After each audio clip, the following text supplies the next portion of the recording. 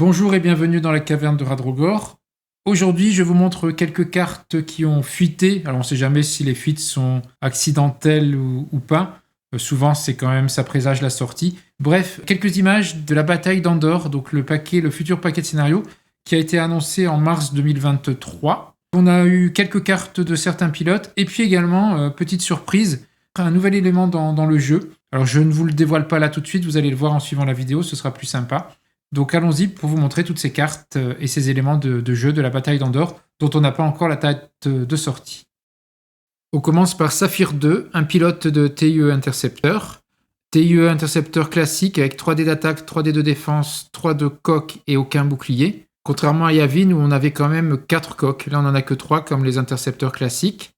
Donc Saphir 2 qui n'est qu'à initiative de 1. Alors pour un intercepteur c'est chaud, ça veut dire que il vaut mieux arriver par derrière parce que si on se fait tirer dessus, je suis pas sûr qu'il ait le temps de tirer en échange. Donc il faut vraiment le manœuvrer pour arriver derrière la cible, sinon je pense qu'il ne fera pas long feu. Au niveau des capacités, donc tant que vous défendez, si vous êtes concentré, vous avez un dé de défense en plus. Ça c'est important, donc il vaut mieux être concentré avec eux. Contrôle sensitif comme les intercepteurs classiques, que durant la phase système, vous pouvez faire un tonneau ou une accélération rouge. Au niveau des améliorations, on a de la nouveauté propre à la bataille d'Endor. Donc la première, c'est No Escape, pas d'échappatoire. Tant que vous effectuez une attaque principale, s'il y a plus de vaisseaux amis que d'autres vaisseaux ennemis à portée 0,1 du défenseur, alors vous pouvez relancer un dé blanc, un dé vierge. Et y compris soi-même. C'est écrit s'il y a plus de vaisseaux amis, c'est pas écrit d'autres vaisseaux amis. Donc ça compte, vous-même vous comptez. Par contre, pour les ennemis, c'est bien d'autres vaisseaux ennemis. Donc en gros, si vous arrivez tout seul devant un ennemi, vous êtes plus nombreux que les autres ennemis. Donc pour moi, ça veut dire que vous avez votre capacité de relancer un résultat blanc. Reckless, ça veut dire téméraire. Donc tant que vous effectuez une accélération ou un tonneau rouge, donc ça c'est les contrôles sensitifs, c'est-à-dire que ça ne marche que dans la phase système, puisque c'est à ce moment-là qu'on fait des tonneaux ou des accélérations rouges. En phase système, au lieu de faire, quand vous faites tonneau ou accélération rouge, vous pouvez remplacer le template, le gabarit tout droit, par un inséré à la place du tout droit. Bien sûr, vous gagnez le stress puisque ça reste une action rouge, et en plus, vous lancez un dé d'attaque, et sur une touche ou un critique, vous gagnez un autre stress. Ça veut dire qu'on va se retrouver doublement stressé en fonction du résultat du dé. Mais on va faire un tonneau ou une accélération à angle droit, donc en gros, le vaisseau va pouvoir faire un 90 degrés en phase système finalement. Donc un 90 degrés, puis ensuite faire sa manœuvre en phase classique de déplacement. Prime Thruster, ça ce sont les propulseurs survitaminés, ça existe déjà comme amélioration.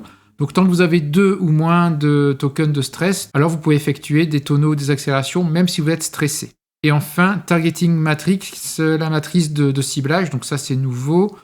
Tant que vous attaquez, vous pouvez dépenser un résultat œil, donc concentration, à la fin de l'étape de neutralisation des dés. Si vous faites ça, après que l'attaque a été résolue, le défenseur gagne un strain, donc une contrainte.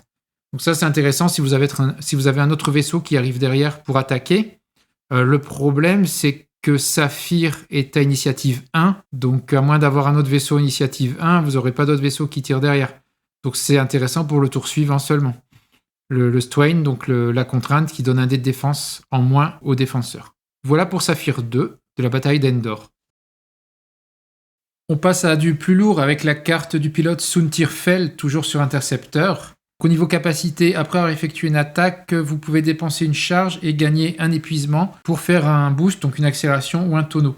Donc là, en plus, ce ne sont pas des actions. On fait le boost quand c'est écrit faire un boost, une accélération, ce n'est pas une action. Donc ça, c'est pas mal. Il attaque, il gagne un épuisement et il se sauve. En tout cas, il fait un boost ou un tonneau pour essayer de partir de la ligne de mire. Ensuite, les contrôles sensitifs de l'intercepteur. Donc durant la phase système, vous pouvez faire un tonneau ou une accélération rouge, ça c'est une action. Au niveau des améliorations, on a Apex Predator, ça c'est nouveau, donc c'est une version de Predator, mais cette fois-ci, par rapport au Predator classique, c'est vous pouvez relancer un dé d'attaque si l'initiative du défenseur est plus basse que la vôtre, sachant que Soontir Fel est à initiative de 6, donc ça devrait marcher assez souvent. No Escape, on l'a vu, qui permet de relancer un résultat blanc quand on attaque et qu'il y a moins d'ennemis. Blank Signature, ça ne doit pas exister, donc signature vierge, qui coûte une charge récurrente. Donc lorsque vous défendez, si vous n'êtes pas verrouillé par l'attaquant, vous pouvez dépenser une charge pour changer un résultat concentration en un résultat évasion. Donc ça c'est pas mal, ça lui permet, s'il n'est pas verrouillé, de pouvoir changer un œil en évasion. Et enfin, feedback émetteur, donc je dirais émetteur de rétroaction. Donc ça doit pas exister non plus, donc qui coûte une charge qui n'est pas récurrente. et qui ne peut pas être récupéré, donc ça ne marche qu'une fois. Après qu'un objet a fait un verrouillage sur vous, vous pouvez dépenser cette charge pour brouiller cet objet en ignorant les restrictions de portée. Et donc, ça ne peut pas être récupéré.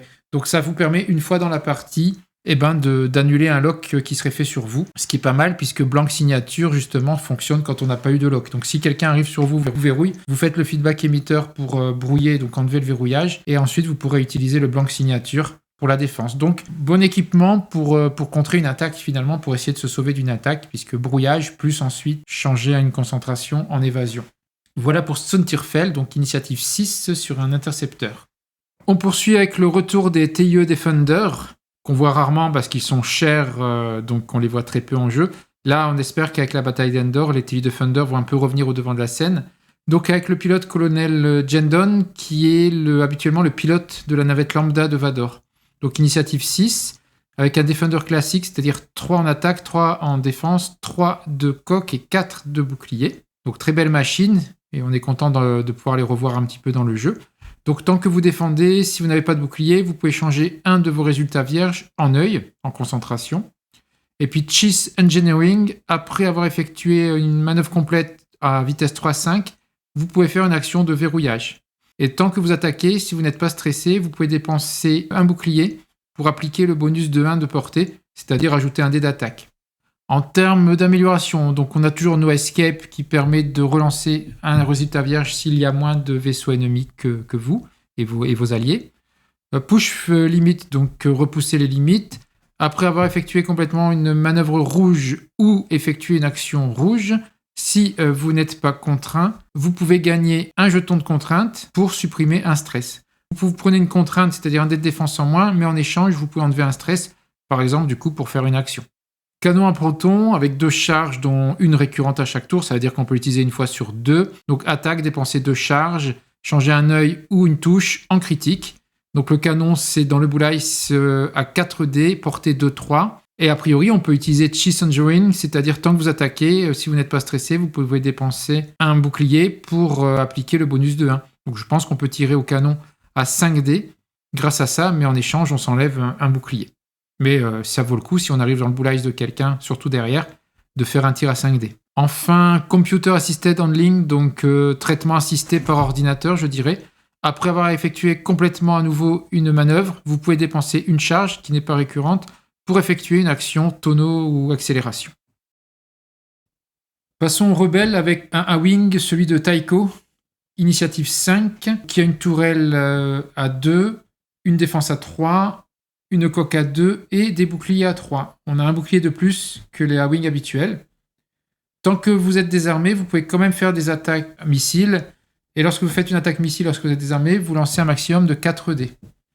Donc en effet, Tycho, on voit que son A-Wing a des roquettes à protons qui ont une charge non récurrente. Donc ça veut dire que Tycho va pouvoir faire un tir de roquette à protons donc à 5 dés dans le Bull Ice. Et ensuite, il pourra faire un rechargement. Il sera donc désarmé, mais il aura quand même le droit d'utiliser les roquettes à protons, mais à ce moment-là uniquement avec 4 dés. Donc ça veut dire que Tycho va pouvoir faire 5 dés en roquettes à protons, puis ensuite des tirs à 4 en étant désarmé à chaque fois. Donc en faisant un rechargement et un désarmement, il pourra utiliser ses roquettes à protons. Canon vectoriel, durant la phase système, vous pouvez effectuer une action rouge donc d'accélération ou de tourner la tourelle. Et on peut tourner la tourelle uniquement à l'avant ou à l'arrière. Donc remarquez que dans les actions, on a le rechargement qui est rouge après la concentration. Donc concentration, rechargement rouge, qui permet du coup de réutiliser l'attaque à roquette à protons, sachant que les roquettes à protons, ce qu'elles demandent, c'est une concentration. Donc de fait, on l'aura puisqu'il fait concentration suivi de rechargement. Donc ça, ce sera son truc, j'imagine. Je me concentre, je fais un rechargement, je suis désarmé, mais je peux quand même utiliser mes roquettes à protons à 4D. Donc lui, vraiment, le but de Tycho, ce sera toujours de se mettre, d'avoir son Bull Ice au niveau du vaisseau ennemi. Au niveau des autres améliorations, donc on a It's a Trap. Donc là, c'est un peu l'équivalent, mais en inverse du No Escape de l'Empire, puisque là, c'est en défense. Donc en défense, il y a plus d'autres vaisseaux amis que de vaisseaux ennemis à portée 0,1. Alors, vous pouvez relancer un de vos dés blancs. Plus d'autres vaisseaux amis, donc on ne compte pas soi-même, contrairement à l'Empire avec No Escape, où cette fois-ci, on pouvait se compter soi-même en tant qu'attaquant. Le jeu qu'on connaît, c'est la feinte. Donc quand vous effectuez une attaque, si vous avez une évasion, alors vous pouvez changer un des résultats évasion du défenseur en un œil. Proton roquette, on en a parlé. Et chaff particules, donc particules de paillettes, un peu comme les missiles à particules là, à paillettes. Lorsque vous défendez, vous pouvez dépenser un résultat concentration à la fin de l'étape de neutralisation pour enlever un jeton orange ou rouge. Voici le Faucon Millennium de Lando, donc initiative 5, caractéristiques classiques du Faucon, donc tourelle à 3, défense à 1, coque 8, bouclier 5 et 2 charges. Au début de la phase d'activation, vous pouvez dépenser une charge. Si vous faites ça, vous pouvez choisir une initiative entre 1 et 6, de 1 à 6, et vous activerez à cette initiative. Ice Text, donc enjeu important, après avoir effectué une action rouge, vous pouvez lancer un dé d'attaque. Sur un résultat touche ou critique, vous enlevez un stress. Ce qui explique qu'au niveau de la barre d'action, que vous avez une double action rouge, vous avez une coordination rouge suivie d'un œil rouge. Donc normalement, c'est pas possible, puisque quand on fait une action rouge, on peut pas en faire une autre. Donc je suppose que ça veut dire que vous faites une coordination rouge, vous utilisez Ice Text, donc vous lancez un dé d'attaque. Si vous avez un peu de chance, ça enlève le stress. Et du coup, vous pouvez faire l'œil rouge qui va vous redonner un stress, mais vous aurez fait votre double action. Donc ça, c'est original. Je remarque aussi dans la barre d'action qu'on a une évasion qu'il n'y a pas a priori dans le Faucon habituellement. Et puis après, on retrouve la concentration, le verrouillage, tourner la tourelle ou l'accélération rouge. En termes d'amélioration, Ace in the Hole avec 2 charges non récurrentes. Au début de la phase d'engagement, vous pouvez dépenser une charge et gagner un brouillage pour pouvoir effectuer une action tonneau. It's a Twap, ça on l'a déjà vu avec le A-Wing. Niem Numb, c'est la capacité classique, diminuer la difficulté de vos manœuvres, le virage léger. Iron Kraken, ça c'est nouveau je pense. Après avoir défendu, si l'attaque a touché, vous pouvez gagner un épuisement pour effectuer une attaque principale bonus contre l'attaquant. Donc épuisement, c'est un dé en moins. Donc finalement, ça veut dire un tir à 2 ou à 3 si on a porté 1. Donc après avoir défendu, si l'attaque touche, on peut faire une attaque bonus contre l'attaquant avec sa tourelle, avec un dé en moins. C'est quand même pas mal. Et puis en plus, quand on fait l'attaque, on perd l'épuisement juste derrière et on retrouve ses capacités normales. Et enfin, le Faucon Millennium, c'est donc la carte du vaisseau qui est différente de celle actuelle. Tant que vous attaquez ou que vous défendez, si vous avez un jeton rouge non verrouillage ou orange, vous pouvez relancer un dé. Alors voilà une nouveauté intéressante. Dans la bataille d'Endor, l'Empire aura son destroyer stellaire. Alors ne rêvez pas, ça va pas être un vaisseau immense, le retour des vaisseaux immenses, mais quand même, on aura l'équivalent d'un vaisseau immense, alors qui ne pourra pas tirer directement, mais en fait qui sera accompagné de 4 tourelles, 4 batteries, que vous voyez ici, donc sous forme de jetons, donc 4 jetons qu'on mettra sans doute dans l'espace de jeu. Donc qui représentent 4 batteries qui peuvent tirer que vers l'avant, mais qu'on pourra tourner. Donc ces 4 batteries, vous voyez qu'elles seront également fournies avec un tableau de dégâts. Donc vous avez les 4 batteries et vous avez jusqu'à 6 dégâts. Je ne sais pas si on commence à 0. Donc en tout cas, ça va jusqu'à 6. Et donc les ennemis pourront détruire les batteries, j'imagine, en arrivant jusqu'à 6. Donc voici la carte fournie pour le destroyer, donc le pont de commandement. Donc vous voyez, c'est l'équivalent d'un vaisseau immense. On a 20 coques. On a 3 boucliers qui se régénèrent 2 par 2 et 4 charges qui se régénèrent 2 par 2. Donc un peu comme les vaisseaux immenses. Mais là, vous voyez qu'il ne peut pas tirer, ce sera que les batteries. Donc tant que vous défendez à portée 3, vous n'appliquez pas le bonus, donc on n'a pas un dé de défense en plus. Durant la phase finale, si votre tracker de dégâts a atteint 5 ou plus, alors vous ne récupérez plus qu'un bouclier à la fois au lieu de 2. Et durant la phase finale, si votre tracker de dommages a atteint 10 ou plus, alors vous ne récupérez plus du tout de bouclier. Donc damage tracking, donc le traceur de dommages. Quand vous subissez des dommages, vous déplacez le marqueur de charge sur le tracking du pont de commandement jusqu'à l'espace suivant.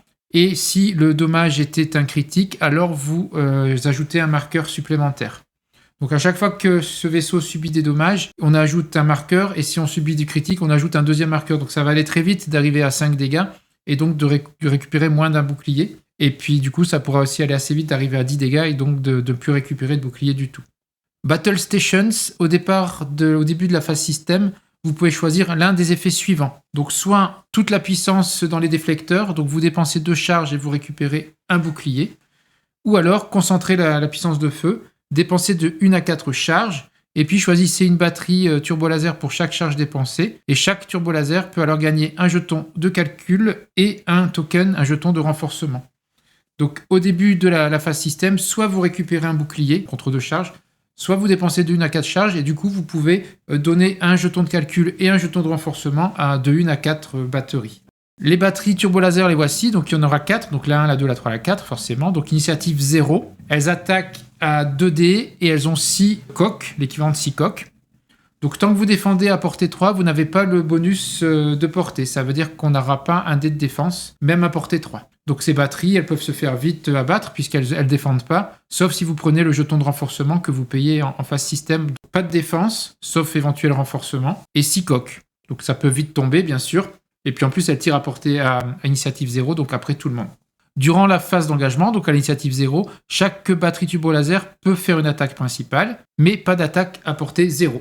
Donc vous êtes à initiative 0, vous pouvez tirer avec les batteries, mais pas à portée 0. Donc tracker de dommages, ça c'est comme pour le vaisseau. Quand vous subissez des dommages, vous bougez votre marqueur de charge sur le dashboard, sur la plaquette. Si vous avez un critique, vous gagnez un marqueur supplémentaire. On a jusqu'à 6 emplacements, donc de 0 à 6 par batterie. Donc on gagne un dégât ou 2 et donc on avance jusqu'à 6. Optimal Firing Solution, donc solution de tir optimale. Tant que vous effectuez une attaque, vous n'appliquez pas ou le bonus de portée 1 ou le bonus de portée 3. À la place, les bonus suivants sont appliqués. Quand vous attaquez à portée 1, le défenseur lance un dé de défense supplémentaire. Donc quand vous attaquez à portée 1, non seulement vous n'avez pas un dé d'attaque en plus, mais en plus le défenseur a un dé de défense supplémentaire. Et quand vous attaquez à portée 2-3, là vous avez un dé d'attaque supplémentaire. Donc l'ennemi a tout intérêt à arriver à portée 1 de la tourelle et à portée 0 encore mieux, puisque là elle ne pourra plus tirer.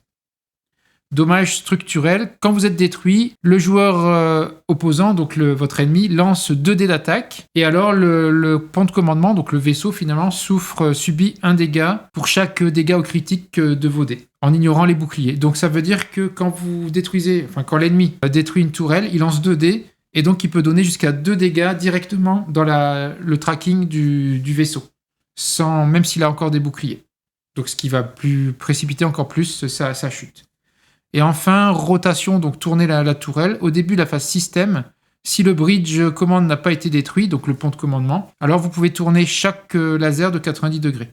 Mais après que la batterie turbo laser a été tournée, elle gagne un deplate, c'est-à-dire un épuisement, donc un dé d'attaque en moins.